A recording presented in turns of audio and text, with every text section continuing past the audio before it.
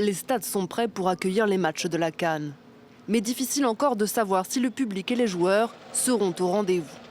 Car pour assister à la compétition, la Confédération africaine de football a mis en place un protocole très strict. Une jauge de remplissage a été fixée à 60% pour la plupart des matchs et à 80% lorsque l'équipe du Cameroun sera sur le terrain. Les spectateurs, eux, doivent présenter un test PCR négatif de moins de 72 heures ou avoir un schéma vaccinal complet. Mais au Cameroun, seuls 6% des plus de 18 ans sont vaccinés.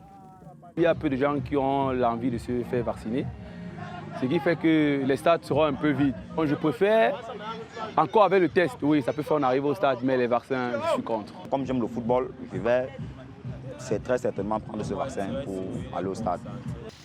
La Confédération africaine de football a déjà mis en garde le Cameroun contre la prolifération de faux tests PCR. Du côté des joueurs, le Covid a déjà mis plusieurs footballeurs sur la touche.